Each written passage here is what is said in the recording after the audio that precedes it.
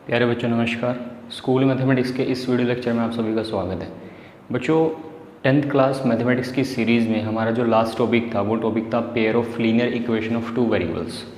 वहाँ पे हमने सीखा था कि जब भी हमें दो लीनियर इक्वेशन मिलते हैं ऑफ टू वेरिएबल्स, मतलब कि दो लीनियर इक्वेशन मिलते हैं दो वेरिएबल के, तो उन दोनों इक्वेशंस को साइमल्टेनियसली किसी कार्टेशियन कोऑर्डिनेट सिस्टम या फिर एक्स वाई प्लेन के ऊपर किस तरीके से रिप्रेजेंट किया जाता है। ठीक है, वहाँ पे हमने कुछ 3-4 क्वेश्चन ट्राई भी किए थे, जहाँ पे हमें कुछ क्वेश्चन न्यूमेरिकल फॉर्म में मिलते थे, मतलब कि वहाँ पे बनी बनाई इक्वेशन आपको मिलती थी और उनके सॉल्यूशन टेबल बना के फिर हम उसको रिप्रेजेंट करते थे एक्स वाई प्लेन के ऊपर।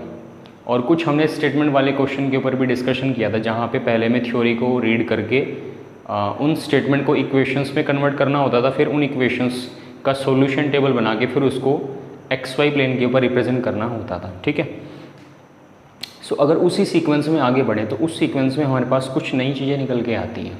अब हमारे पास क्या होगा बच्चों कि अगर हम दो लीनियर इक्वेशंस को साइमल्टेनियसली रिप्रेजेंट करने की कोशिश करें एक्स वाई प्लेन के ऊपर, तो वहाँ पे बच्चों कुछ 2-3 तरह के केस निकल के आते हैं कि अगर आप किसी कार्टेशियन कोऑर्डिनेट सिस्टम के ऊपर दो लाइनों को साइमल्टेनियसली रिप्रेजेंट करने की कोशिश करोगे, हो सकता है वो दोनों लाइनें किस तरह का बिहेव उनका होगा जब आप दोनों लाइनें रिप्रेजेंट करोगे। क्या वो दोनों लाइनें एक दूसरे को कट करेंगी, कट नहीं करेंगी? क्या वो एक दूसरे के पैरेलल होंगी? पैरेलल अगर नहीं होंगी, क्या वो एक दूसरे के कोइंसिडेंट होंगी, मतलब एक दूसरे के ऊपर होंगी? तो यहाँ पे कुछ 3 तरह के केसेस निकल के आते हैं, तो बारी बारी से उन केसेस के ऊपर डिस्कशन करते हैं। ठीक है, सो यहाँ पे बच्चों मैं कुछ स्टैंडर्ड फॉर्मेट आपको समझाने की कोशिश करता हूँ। जैसे मान लीजिए फॉर एग्जांपल मेरे पास एक इक्वेशन है बच्चों a1x plus b1y plus c1 is equal to 0। ठीक है, ये मेरी फर्स्ट इक्वेशन है। कोई भी जो लीनियर इक्वेशन होगी दो वेरिएबल की, उसका स्टैंडर्ड फॉर्मेट ये होगा, मतलब कि जो उसका स्टैंडर्ड फॉर्मेशन होगा कुछ इस तरह का होगा। जनरल इक्वेशन ये होगी a1x plus b1y plus c1 is equal to 0, जहाँ पे जो a1 होगा वो x का कोफिशिएंट होगा, b1 y का कोफिशिएंट होगा और c1 आपकी होगी कांस्टेंट टर्म। ठीक है, एक इक्वेशन आपके पास ये भी हो सकती है बच्चों, मान लीजिए आपके पास हो गया a2x plus b2y plus c2 is equal to 0। दूसरी इक्वेशन कुछ इस तरीके से होगी। ठीक है, मतलब कि दोनों इक्वेशन लीनियर हैं और दो वेरिएबल्स की हैं और दोनों ही इक्वेशन x और y की फॉर्म में है, मतलब कि दोनों इक्वेशन में जो वेरिएबल है वो x और y यूज़ हुआ है। ठीक है, सो इन दोनों इक्वेशन को साइमल्टेनियसली मुझे किसी एक्स वाई प्लेन के ऊपर रिप्रेजेंट करना है। ठीक है, तो यहाँ पे बच्चों पहला केस मेरे पास ये बनेगा कि हो सकता है जब मैं इन दोनों इक्वेशंस को इकट्ठा एक एक्स वाई प्लेन के ऊपर रिप्रेजेंट करूँगा, तो पहली जो कंडीशन बनेगी बच्चों वो बन सकती है इंटरसेक्टिंग लाइन्स, कि हो सकता है ये दोनों लाइनें एक दूसरे को कट करने की कोशिश करें। हो सकता है ये दोनों लाइनें एक दूसरे को कट करने की कोशिश करें।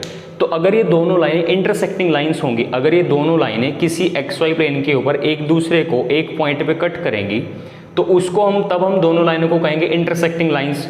लेकिन इसको मैथमेटिकली चेक करने का तरीका ये हो सकता है कि जो a1/a2 होगा is not equal to b1/b2। जो a1/a2 होगा ना बच्चों, वो b1/b2 के बराबर नहीं होना चाहिए। अब बच्चों a1 कौन है? a1 है x का कोफिशिएंट, a2 कौन है? x का कोफिशिएंट। लेकिन जो a1 है वो पहले वाली इक्वेशन में x का कोफिशिएंट है और जो a2 है वो दूसरे वाली इक्वेशन में x का कोफिशिएंट है। जो b1 है वो पहले वाली इक्वेशन में y का कोफिशिएंट होगा, जो b2 होगा वो दूसरे वाली इक्वेशन में y का कोफिशिएंट होगा। तो अगर a1/a2 बराबर नहीं होगा b1/b2 के, तो उस केस में कहेंगे हम कि लाइंस जो है वो इंटरसेक्टिंग है, मतलब कि लाइनें एक दूसरे को एक पॉइंट पे कट करती हैं। और यहाँ पे बच्चों हमें मिलेगा यूनिक सॉल्यूशन। यहाँ पे हमें क्या मिलेगा? यहाँ पे हमें मिलेगा यूनिक सॉल्यूशन। यूनिक सॉल्यूशन का मतलब बच्चों ये हो गया कि जब आप इन दोनों लाइनों को सोल्व करोगे और वहाँ पे आप अपने वेरिएबल्स x और y की वैल्यू निकालने की कोशिश करोगे, तो वहाँ पे आपको x और y का कोई यूनिक आंसर मिलेगा, कोई एक आंसर मिलेगा। मतलब ये हुआ कि अगर किसी एक्स वाई प्लेन के ऊपर आप दो लाइनें बनाते हो और वो दो लाइनें एक दूसरे को एक पॉइंट पे कट करती हैं, तो हम उनको कहेंगे इंटरसेक्टिंग लाइंस, उनको हम कहेंगे इंटरसेक्टिंग लाइंस। और बच्चों जिस पॉइंट पे वो कट करेंगी, जो वो पॉइंट होगा, उस पॉइंट पे जो x और y की वैल्यू होगी वही बच्चों हमारे लिए इस क्वेश्चन का आंसर होगा। ठीक है, और इसीलिए अब क्योंकि दोनों लाइनें एक दूसरे को एक पॉइंट पे कट करेंगे, इसीलिए हमारा जो आंसर रहेगा वो बच्चों रहेगा यूनिक सॉल्यूशन। ठीक है, अगर इंटरसेक्टिंग लाइंस होंगी तो आपका आंसर रहेगा यूनिक सॉल्यूशन। ठीक है बच्चों, ये मेरे लिए हुआ केस फर्स्ट, ये मेरा हुआ केस फर्स्ट। इसी तरह बच्चों अगर मैं सेकंड केस की बात करता हूँ, अगर बच्चों मैं बात करता हूँ सेकंड केस की, सेकंड केस में क्या होगा बच्चों, अगर फर्स्ट केस में इंटरसेक्टिंग लाइंस है, मतलब कि एक दूसरे को एक पॉइंट पे कट करती हैं, हो सकता है वो लाइनें पैरेलल लाइंस हो, तो दूसरा केस मेरे पास ये बन सकता है कि जो लाइंस हैं बच्चों मेरे पास वो कैसी होंगी, वो होंगी मेरे पास पैरेलल लाइंस। ठीक है, लाइंस मेरे पास कैसी होंगी, पैरेलल लाइंस। अब अगर पैरेलल लाइन होगी, पैरेलल का मतलब वो एक दूसरे के पैरेलल चलेंगे, तो वो अगर दो लाइन पैरेलल है तो वो एक दूसरे को कभी भी किसी भी पॉइंट पे कट नहीं कर सकती। लेकिन उसको बच्चों मैथमेटिकली चेक करने का तरीका क्या होगा, उसको मैथमेटिकली चेक करने का तरीका कुछ इस तरीके से होगा कि आप पहले निकालोगे वैल्यू a1/a2 की। a1/a2 बच्चों बराबर होना चाहिए b1/b2 के, लेकिन वो बराबर नहीं होना चाहिए c1/c2 के। ठीक है, a1/a2 आप निकालोगे, फिर आप b1/b2 निकालोगे। इस कंडीशन में a1/a2 बराबर होगा b1/b2 के, लेकिन वो वैल्यू बराबर नहीं होगी c1/c2 के। अगर कुछ इस तरह की कंडीशन सेटिस्फाई होती है तो उन लाइनों को हम कहते हैं पैरेलल लाइंस। और बच्चों जब भी पैरेलल लाइंस होती हैं ना, जब भी पैरेलल लाइंस होती हैं तो उस केस में हमें जो आंसर मिलता है वो बच्चों मिलता है नो सॉल्यूशन। हमें जो आंसर मिलेगा वो हमें क्या मिलेगा, नो सॉल्यूशन। मतलब कि बच्चों सॉल्यूशन को प्राप्त करने के लिए, सॉल्यूशन को अचीव करने के लिए लाइनों का कट करना बहुत ज़रूरी है। केस जो फर्स्ट था जिसमें इंटरसेक्टिंग लाइंस होती हैं, उसमें लाइनें एक पॉइंट पे कट करती हैं। ठीक है, अगर कट करेगी तो हमें सॉल्यूशन मिलेगा। सॉल्यूशन का मतलब हमें कुछ आंसर मिलेगा, हमें कुछ एक्स और वाई की वैल्यूज मिलेगी। अगर लाइनें कट नहीं करती तो सॉल्यूशन बनेगा नो सॉल्यूशन, क्योंकि पैरेलल लाइंस में लाइनें एक दूसरे को कट ही नहीं करेंगी। अगर कट ही नहीं करेंगी लाइनें तो आपको एक्स और वाई की वैल्यू कुछ भी नहीं मिल सकती, तो उस क्वेश्चन में आपको आंसर नहीं मिलेगा। ठीक है, मान लीजिए आपको दो इक्वेशन दे दी गई और आप उन चेक करके बताओ कि क्या उस इक्वेशन का कोई सॉल्यूशन एग्जिस्ट करता है या नहीं करता है। तो अगर कुछ इस तरह की कंडीशन सेटिस्फाई हो जाती है तो बच्चों वो बनेगा नो सॉल्यूशन, मतलब कि उन इक्वेशंस के लिए आप कोई भी एक्स और वाई की वैल्यू नहीं निकाल सकते। ठीक है, तो ये मेरा बनेगा बच्चों केस सेकंड। ठीक है, तीसरा केस बच्चों मेरे पास आता है जो मेरा लास्ट केस है। थर्ड केस के अंदर क्या होगा कि थर्ड केस के अंदर बच्चों लाइनें हो जाती हैं कोइंसिडेंट। ठीक है, मतलब इंटरसेक्टिंग में लाइनें एक दूसरे को एक पॉइंट पे कट करेंगी और पैरेलल में लाइनें एक दूसरे की चलेंगी पैरेलल। और जो बच्चों तीसरा केस होगा, जो मेरा तीसरा केस होगा, तीसरे केस में बच्चों लाइनें होती हैं कोइंसिडेंट लाइंस। ठीक है, कोइंसिडेंट लाइंस। अब ये बच्चों कोइंसिडेंट लाइंस का मतलब क्या होता है, कोइंसिडेंट लाइंस का मतलब ये होता है कि जब लाइनें एक दूसरे के ऊपर आ जाती हैं, लाइनें बिल्कुल एक दूसरे के ऊपर आई, मतलब कि आप डायग्राम को देख के ये नहीं बता सकते कि इसमें दो लाइनें हैं या एक लाइनें हैं। दोनों लाइनें एक दूसरे के ऊपर बिल्कुल इस तरीके से होंगी कि वो दूर से देखने में आपको सिर्फ एक ही लाइन लगेगी। तो ये तीसरा केस हुआ जब लाइनें बिल्कुल एक दूसरे के ऊपर आ जाती हैं, तो उसको हम कहते हैं बच्चों कोइंसिडेंट लाइंस। इसको मैथमेटिकली चेक करने का तरीका क्या होगा, कुछ इस तरीके से होगा कि आप लिखोगे a1/a2 is equal to b1/b2 is equal to c1/c2। अगर कुछ बच्चों इस तरह की कंडीशन सेटिस्फाई हो जाती है कि आपने a1/a2 की वैल्यू निकाली, फिर आपने b1/b2 की वैल्यू निकाली, फिर आपने c1/c2 की वैल्यू निकाली और वो तीनों ही वैल्यू आपस में बराबर हो जाती है, तो उस केस में बच्चों लाइंस रहेंगी कोइंसिडेंट लाइंस। और वहाँ पे बच्चों जो उस क्वेश्चन का आंसर आपके लिए रहेगा वो आपके लिए रहेगा मैनी सॉल्यूशन। आपके लिए जो आंसर रहेगा बच्चों वो रहेगा मैनी सॉल्यूशन। मैनी सॉल्यूशन का मतलब क्या हुआ कि आपको एक्स और वाई की बहुत सारी वैल्यूज ऐसी मिलेंगी इस क्वेश्चन के लिए, तो उस क्वेश्चन के आंसर बहुत ज़्यादा हो जाएंगे। मतलब कि इंटरसेक्टिंग लाइंस में तो क्वेश्चन का आंसर एक ही मिलेगा, नो सॉल्यूशन वाले केस में आपको क्वेश्चन का कोई आंसर नहीं मिलेगा, लेकिन कोइंसिडेंट लाइंस वाले केस में आपको बहुत सारे आंसर्स मिलेंगे। इसीलिए हमने इसका नाम रखा हुआ है बच्चों मैनी सॉल्यूशन। ठीक है, तो यहाँ पे बच्चों हमने तीन केस डिस्कस किए। इंटरसेक्टिंग लाइंस अगर हों तो यूनिक सॉल्यूशन, पैरेलल लाइंस हो तो बच्चों नो सॉल्यूशन, और कोइंसिडेंट लाइंस हो तो फिर मैनी सॉल्यूशन। ठीक है, यहाँ पे कुछ दो तीन चीज़ें और निकल के आती हैं, वो कुछ इस तरीके से होंगी कि अगर बच्चों यहाँ पे दो वर्ड निकल के आते हैं, दो वर्ड निकल के आते हैं, एक तो वर्ड बच्चों हमारे पास है कंसिस्टेंट और दूसरा वर्ड बच्चों हमारे पास है इनकंसिस्टेंट। ठीक है,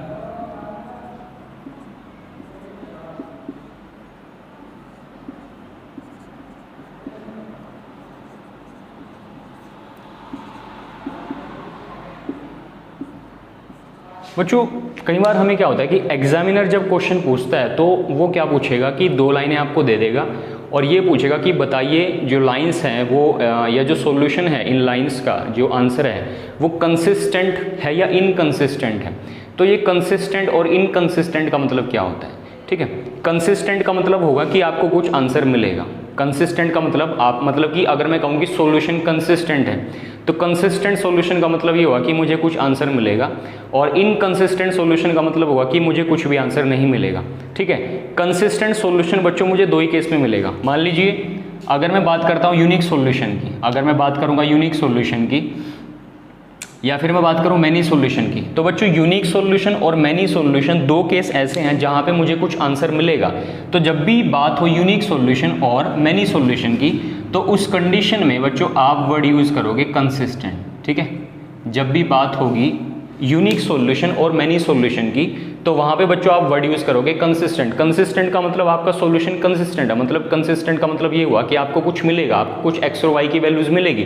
तो यूनिक सॉल्यूशन में भी आपको कुछ आंसर मिलता है, एक्स और वाई की कुछ वैल्यूज़ मिलती हैं। इसी तरीके से मैनी सॉल्यूशन में भी मुझे कुछ एक्स वाई की वैल्यूज़ मिलती हैं। तो जब भी जो सॉल्यूशन है वो यूनिक सॉल्यूशन हो या फिर मैनी सॉल्यूशन हो तो आप वर्ड यहाँ पे यूज़ करोगे कंसिस्टेंट। लेकिन अगर हमारे पास बच्चों हो नो सॉल्यूशन तो नो सॉल्यूशन वाली कैटेगरी में हम कहेंगे इनकंसिस्टेंट, ठीक है। तो यहाँ पे हम कहेंगे बच्चों इनकंसिस्टेंट। तो इनकंसिस्टेंट अगर नो सॉल्यूशन होगा तो सीधा सीधा बोले इनकंसिस्टेंट, मतलब इनकंसिस्टेंट होने का मतलब ये हुआ कि आपके पास कुछ भी सॉल्यूशन एग्जिस्ट नहीं करता, ठीक है। तो बच्चों यहाँ पे हमने इंटरसेक्टिंग लाइंस, पैरेलल लाइंस और कोइंसिडेंट लाइंस समझा, फिर उन्हीं के कॉरस्पॉन्डिंग हमने यूनिक सॉल्यूशन, नो सॉल्यूशन और मैनी सॉल्यूशन को भी समझा, फिर उन्हीं के कॉरस्पॉन्डिंग हमने कंसिस्टेंसी और इनकंसिस्टेंसी के बारे में भी समझा। अब यहाँ पे दिक्कत ये है कि बच्चों जब भी आपको कोई क्वेश्चन पेपर में मिलेगा तो वहाँ पे आपको वो दो इक्वेशन देगा, लेकिन पूछने का तरीका उसका डिफरेंट होगा। दो इक्वेशन वो देगा, अब या तो वो ये पूछेगा कि ये बताओ कि लाइनें इंटरसेक्टिंग हैं, कोइंसिडेंट है या फिर पैरेलल लाइंस है, या फिर आपसे वो ये पूछेगा कि ये बताओ कि दो इक्वेशन के लिए सॉल्यूशन यूनिक होगा या नो सॉल्यूशन होगा या फिर मैनी सॉल्यूशन होगा, या फिर वो तीसरी चीज़ आपसे ये भी पूछ सकता है दो इक्वेशन को देने के बाद कि सॉल्यूशन कंसिस्टेंट होगा या फिर इनकंसिस्टेंट होगा। तो बच्चों इस क्वेश्चन को पूछने के तीन तरीके हैं, ठीक है। या तो वो लाइनों की फॉर्म में पूछेगा आंसर को, या फिर सॉल्यूशन की फॉर्म में पूछेगा, या फिर कंसिस्टेंसी और इनकंसिस्टेंसी की फॉर्म में पूछेगा, ठीक है। आइए बच्चों एक दो क्वेश्चन की प्रैक्टिस करते हैं। बच्चों फर्स्ट क्वेश्चन मेरे पास है 3x minus 4y is equal to 10। 3x minus 4y is equal to 10 ये मेरी फर्स्ट इक्वेशन है, और 4x plus 3y is equal to 5 ये बच्चों होगी मेरी सेकंड इक्वेशन, ठीक है। तो मुझे बताना है बच्चों कि ये जो दोनों लाइंस हैं ये इंटरसेक्टिंग लाइंस हैं या फिर पैरेलल लाइंस हैं या फिर कोइंसिडेंट लाइंस हैं, ठीक है। तो मुझे जो अपना आंसर देना है वो लाइंस की फॉर्म में देना है। इंटरसेक्टिंग लाइंस ये होंगी या नहीं, पैरेलल लाइंस होंगी या नहीं, या फिर कोइंसिडेंट लाइंस होंगी या नहीं। तो बच्चों इसके लिए देखो आपको क्वेश्चन चाहे ये बोले कि लाइंस की फॉर्म में आंसर दो, या फिर ये बोले कि आप बताओ यूनिक सॉल्यूशन है, मैनी सॉल्यूशन है या फिर नो सॉल्यूशन है, या फिर आपसे ये पूछे कि सॉल्यूशन कंसिस्टेंट है या फिर इनकंसिस्टेंट है, आपको एक काम कॉमन रहेगा तीनों केसेस में, तीनों चीज़ों में आपको क्या करना पड़ेगा बच्चों, जो दोनों इक्वेशन आपके पास गिवन होंगी उनको आपको कंपेयर करना पड़ेगा, ठीक है। मान लीजिए बच्चों जो फर्स्ट इक्वेशन मेरे पास है तो मैं यहाँ पे लिखूँगा compare equation 1, compare equation 1 with equation 1 को कंपेयर करना है a1x plus b1y plus c1 is equal to 0 के साथ। इक्वेशन 1 को मुझे इसके साथ कंपेयर करना है, और इसी तरीके से जो इक्वेशन 2 होगी कंपेयर इक्वेशन 2, उस इक्वेशन 2 को मुझे कंपेयर करना है a2x plus b2y plus c2 is equal to 0 के साथ, ठीक है। तो बच्चों फर्स्ट इक्वेशन को जब आप इसके साथ कंपेयर करोगे, ठीक है, जब आप इसके साथ कंपेयर करोगे तो बच्चों a1 की वैल्यू कितनी निकलेगी, a1 का मतलब फर्स्ट इक्वेशन में x का कोफिशिएंट, तो फर्स्ट इक्वेशन में x का कोफिशिएंट कौन है 3, तो बच्चों a1 की वैल्यू मेरे पास निकलेगी 3। इसी तरीके से जो b1 की वैल्यू निकलेगी y का कोफिशिएंट यहाँ पे कितना रहेगा -4। और बच्चों अगर मुझे c1 की वैल्यू निकालनी हो तो इक्वेशन, अब देखो अगर मुझे इक्वेशन 1 को इसके साथ कंपेयर करना है तो जो इक्वेशन 1 है वो भी इसी फॉर्म में होनी चाहिए, वो भी a1x plus b1y plus c1 is equal to 0 की फॉर्म में हो, मतलब फर्स्ट इक्वेशन में भी राइट हैंड साइड में 0 होना चाहिए। तो आप क्या करना, जब भी आप इक्वेशन को कंपेयर करो, इन इक्वेशंस को पहले स्टैंडर्ड फॉर्म में लिख लो।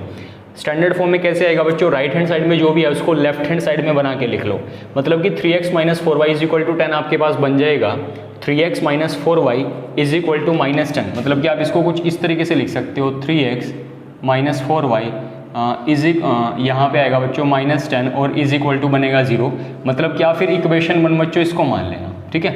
इसी तरीके से जो आपके पास इक्वेशन 2 बनेगी तो उसको भी आप बच्चों स्टैंडर्ड फॉर्म में लिख लेना, ठीक है। इक्वेशंस को स्टैंडर्ड फॉर्म में लिखने के बाद ही बच्चों कंपेयर करना, ताकि आपको C1 और C2 की वैल्यू निकालने में दिक्कत ना हो। अब यहाँ से बच्चों जो C1 की वैल्यू निकलेगी वो C1 की वैल्यू यहाँ पे निकलेगी -10, तो इक्वेशन 1 को मैंने इससे कंपेयर किया और इक्वेशन 1 को इससे कंपेयर करके मैंने A1 B1 C1 तीनों की वैल्यू निकाल ली है, ठीक है। अब मैं इक्वेशन 2 को इसके साथ कंपेयर करूँगा और जब मैं इसको इक्वेशन 2 को इसके साथ कंपेयर करूँगा तो मुझे वैल्यू मिलेगी A2 B2 C2 की। तो यहाँ पे बच्चों जो A2 की वैल्यू है, A2 की वैल्यू मेरे पास रहेगी 4 और B2 की वैल्यू मेरे पास रहेगी 3 और C2 की वैल्यू मेरे पास रहेगी -5, ठीक है। तो यहाँ पे A1 B1 C1 A2 B2 C2 6 की 6 वैल्यूज़ आपके पास आ चुकी हैं, ठीक है। अब हम बच्चों चेक करेंगे कि सबसे पहले हम निकालेंगे A1/A2, ठीक है, फिर हम निकालेंगे B1/B2। तो चेक करेंगे हमारे पास केस फर्स्ट बनता है, केस सेकंड बनता है या फिर केस थर्ड बनेगा। अगर केस फर्स्ट बनेगा तो इंटरसेक्टिंग लाइंस बनेगी, मतलब कि यूनिक सॉल्यूशन बनेगा। अगर केस सेकंड बनेगा मतलब कि पैरेलल लाइंस बनेगी, मतलब कि नो सॉल्यूशन बनेगा। अगर केस थर्ड बनेगा बच्चों तो फिर बनेगी कोइंसिडेंट लाइंस, मतलब कि बनेगा मैनी सॉल्यूशन, ठीक है। आइए चेक करते हैं बच्चों। सबसे पहले मुझे करना क्या पड़ेगा, मुझे यहाँ पे बच्चों मुझे यहाँ पे A1/A2 चेक करना पड़ेगा, ठीक है। सबसे पहले मुझे चेक करना पड़ेगा A1/A2। तो बच्चों जो A1/A2 की वैल्यू है, अब A1 की वैल्यू कितनी है 3, A2 की वैल्यू कितनी है 4, तो बच्चों यहाँ पे जो A1/A2 आएगा वो कितना आएगा, वो आएगा 3/4। इसी तरीके से बच्चों मैं यहाँ पे चेक करूँगा B1/B2। तो B1/B2 की जो वैल्यू होगी, B1 की वैल्यू कितनी है -4 और B2 की वैल्यू कितनी है 3, तो B1/B2 बच्चों कितना आ गया -4/3। अगर ऐसा होता है कि A1/A2 की जो मुझे वैल्यू मिली है और B1/B2 की जो वैल्यू मिली है वो बराबर ही नहीं है, तो आपको आगे C1/C2 पे जाने की जरूरत नहीं है। C1/C2 पे आप तभी जाइए अगर A1/A2 बराबर हो चुका हो B1/B2 के। तो बच्चों यहाँ पे जो A1/A2 है, जो A1/A2 है वो बराबर नहीं है B1/B2 के, वो बराबर नहीं है B1/B2 के, मतलब कि बच्चों आपके पास बन गया केस फर्स्ट। क्योंकि केस फर्स्ट में आपने क्या सीखा था, मैथमेटिकली चेक करने का तरीका क्या था कि जो A1/A2 है बच्चों वो B1/B2 के बराबर नहीं हुआ, तो उस सिचुएशन में बच्चों जो लाइंस हमारी रहती हैं वो बन जाती हैं हमारी इंटरसेक्टिंग लाइंस। मतलब कि जब आप इन दोनों लाइंस को कार्टेशियन कोऑर्डिनेट सिस्टम के ऊपर रिप्रेजेंट करने की कोशिश करोगे तो ये दोनों लाइनें एक दूसरे को एक पॉइंट पे कट करेंगी, तो उस कंडीशन में लाइंस बनेगी बच्चों इंटरसेक्टिंग लाइंस और आपका आंसर रहेगा यूनिक सॉल्यूशन, ठीक है।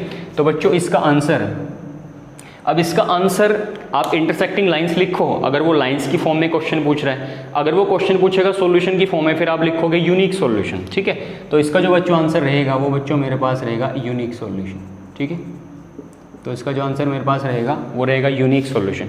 तो इस तरह का फॉर्मेट होगा, कुछ इस तरह से आपको काम करना पड़ेगा, मतलब कि आंसर उसका यूनिक सॉल्यूशन निकले, नो सॉल्यूशन निकले, मैनी सॉल्यूशन निकले, कंसिस्टेंट निकले, इनकंसिस्टेंट, कुछ भी निकले, आपको एक काम तो कॉमन करना पड़ेगा। आपको पहले दोनों इक्वेशंस को स्टैंडर्ड फॉर्म में कन्वर्ट करके पहले आपको A1 B1 C1 A2 B2 C2 की वैल्यू निकालनी पड़ेगी, फिर आपको A1/A2 चेक करना पड़ेगा, B1/B2 चेक करना पड़ेगा। अगर A1/A2 B1/B2 के बराबर नहीं है फिर आपको C1/C2 पे जाने की जरूरत नहीं है। अगर मान लीजिए A1/A2 बराबर हो जाता B1/B2 के, फिर मुझे C1/C2 को भी चेक करना पड़ता। आइए बच्चों एक क्वेश्चन ऐसा भी देखते हैं। बच्चों नेक्स्ट क्वेश्चन मेरे पास है 4x plus 5y is equal to 9, 4x plus 5y is equal to 9, और बच्चों आगे है 8x plus 10y is equal to 18, ठीक है। तो मुझे बताना है कि सॉल्यूशन कंसिस्टेंट है या फिर इनकंसिस्टेंट है, या फिर आप ये कह लो कि बताना है कि नो सॉल्यूशन है, यूनिक सॉल्यूशन है, फिर मैनी सॉल्यूशन है। तो बच्चों मुझे पहले करना क्या पड़ेगा, मुझे पहले इक्वेशंस को स्टैंडर्ड फॉर्म में कन्वर्ट करना पड़ेगा, ठीक है। अब बच्चों ये फर्स्ट इक्वेशन है, अगर मैं इसको स्टैंडर्ड फॉर्म में कन्वर्ट करता हूँ, अगर मैं इसको स्टैंडर्ड फॉर्म में कन्वर्ट करूँगा तो बच्चों मेरे पास बनेगा 4x plus 5y -9 is equal to 0, इसको मानूंगा मैं फर्स्ट इक्वेशन। और जब मैं इसको स्टैंडर्ड फॉर्म में कन्वर्ट करूँगा तो बच्चों बनेगा 8x + 10y - 18 is equal to 0, ये बच्चों मेरे पास बनेगी सेकंड इक्वेशन। तो बच्चों मैंने अगर गिवन इक्वेशंस पहले से स्टैंडर्ड फॉर्म में हैं तो आपको कुछ नहीं करना, उनको 1 और 2 मान लेना है। अगर वो स्टैंडर्ड फॉर्म में नहीं है फिर मुझे उनको स्टैंडर्ड फॉर्म में कन्वर्ट करना पड़ेगा, ठीक है। अब मैं क्या करूँगा, इक्वेशन 1 को कंपेयर करूँगा a1x + b1y + c1 is equal to 0 के साथ। तो बच्चों जो a1 की वैल्यू मुझे मिलेगी वो मुझे मिलेगी 4, और b1 की वैल्यू मुझे मिलेगी 5, और c1 की वैल्यू मुझे मिलेगी -9। इसी तरीके से जब मैं इक्वेशन 2 को कंपेयर करूँगा a2x + b2y + c2 is equal to 0 के साथ, तो मुझे जो a2 की वैल्यू मिलेगी वो मुझे मिलेगी 8, और b2 की वैल्यू मुझे मिलेगी 10, और c2 की वैल्यू मुझे यहाँ पे मिलेगी -18। तो मैंने a1 b1 c1 a2 b2 c2 की वैल्यू मैं यहाँ पे निकाल चुका हूँ, ठीक है। अब बच्चों मैं a1/a2 चेक करूँगा सबसे पहले मैं चेक करूँगा a1/a2। तो यहाँ पे बच्चों a1 की वैल्यू कितनी है 4, a2 की वैल्यू कितनी है 8, तो a1/a2 मुझे मिला 4/8। बच्चों जब भी आप a1/a2 b1/b2 c1/c2 की वैल्यू निकालोगे तो जहाँ पे कटिंग हो सकती है कटिंग कर दीजिए, ठीक है। कटिंग करके उस फ्रैक्शन को सिंपलेस्ट फॉर्म में ले आइए। तो आप इसकी कटिंग करें बच्चों, 4 1 जा 4, 4 2 जा 8। तो बच्चों जो a1/a2 की वैल्यू निकली वो कितनी निकली 1/2। अगर कहीं पे कटिंग नहीं होती तो ठीक है, छोड़ दीजिए उसको। अगर कहीं पे कटिंग हो जाती है तो मैक्सिमम उसको छोटा कर दीजिए, उस फ्रैक्शन को छोटी फॉर्म में ले आइए। अब मैं निकालूंगा बच्चों b1/b2। अगर मैं b1/b2 निकालता हूँ तो b1 की वैल्यू कितनी है 5, b2 की वैल्यू कितनी है 10। तो बच्चों इसकी कटिंग करो, 5 1 जा 1, 5 1 जा 5, और 5 2 जा 10। तो b1/b2 की वैल्यू कितनी निकली 1/2। इसी तरीके से अब देखो a1/a2 और b1/b2 की वैल्यू बराबर है, इसलिए हमें जाना पड़ेगा c1/c2 के ऊपर, ठीक है। तो c1/c2 की जो वैल्यू बनेगी वो बच्चों बनेगी 9/18, और जब आप इसकी कटिंग करोगे तो यहाँ पे भी आपको कितना मिलेगा, यहाँ पे भी आपको मिलेगा 1/2। तो बच्चों a1/a2 की वैल्यू b1/b2 की वैल्यू c1/c2 की वैल्यू बराबर है। इसका मतलब ये हुआ बच्चों, सो a1/a2 बराबर होगा b1/b2 के और बराबर होगा c1/c2 के। तो बच्चों ये हमारा बना केस थर्ड। और केस थर्ड में बच्चों लाइनें होती हैं कोइंसिडेंट लाइंस। कैसी लाइनें होती है बच्चों, कोइंसिडेंट लाइंस। और वहाँ पे जो हमारा आंसर रहेगा वो बच्चों रहेगा मैनी सॉल्यूशन, ठीक है। और ये सॉल्यूशन कौन सा है बच्चों, कंसिस्टेंट।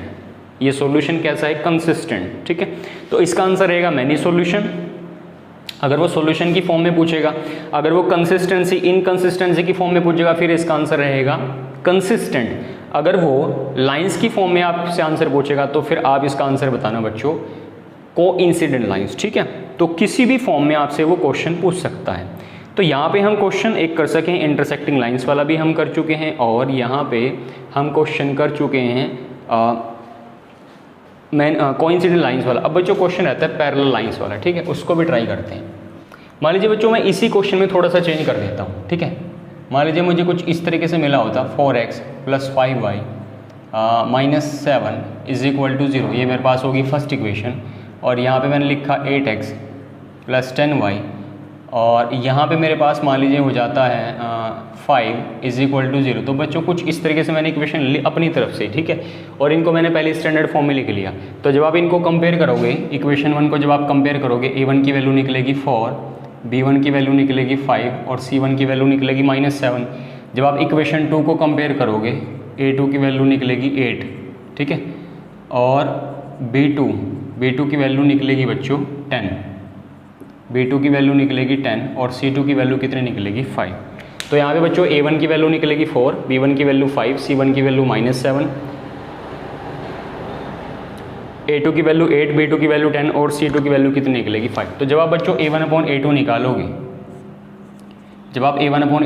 तो आपको 4/8 करना पड़ेगा। तो आपको कटिंग करके कितना मिलेगा, आपको कटिंग करके मिलेगा 1/2। इसी तरीके से जब आप b1/b2 निकालोगे तो b1/b2 के लिए आपको करना पड़ेगा 5/10, उसके लिए आप कटिंग करके निकालोगे कितना 1/2। और c1/c2 आपके पास रहेगा -7/5। तो बच्चों यहाँ पे जो है, अगर आप इसको चेक करो मैथमेटिकली, तो बच्चों जो a1/a2 है वो बराबर है b1/b2 के, लेकिन ये बराबर नहीं है c1/c2 के। तो बच्चों ये हमारा बन चुका है केस थर्ड। और केस थर्ड में बच्चों जो लाइनें होती हैं बच्चों वो होती हैं पैरेलल लाइंस, ठीक है। और जो सॉल्यूशन होता है बच्चों वो हमारे पास सॉल्यूशन होता है नो सॉल्यूशन। और अगर मैं इसको बताऊं कंसिस्टेंसी और इनकंसिस्टेंसी की फॉर्म में तो बच्चों ये सॉल्यूशन रहेगा इनकंसिस्टेंट, ठीक है। ये सॉल्यूशन आपका रहेगा इनकंसिस्टेंट। तो अगर उसने आपसे आंसर लाइंस की फॉर्म में पूछा तो आप फिर तो कहोगे पैरेलल लाइंस। अगर वो क्वेश्चन आपसे पूछे सॉल्यूशन की फॉर्म में फिर आप कहोगे नो सॉल्यूशन। और अगर आपसे वो पूछे कंसिस्टेंसी और इनकंसिस्टेंसी की फॉर्म में फिर आप इसका आंसर दोगे इनकंसिस्टेंट, ठीक है। तो कुछ इस तरीके का काम आपको करना है इन क्वेश्चन के साथ, ठीक है। तो ये बच्चों हमारा क्वेश्चन था जो केस थर्ड के ऊपर डिपेंड था।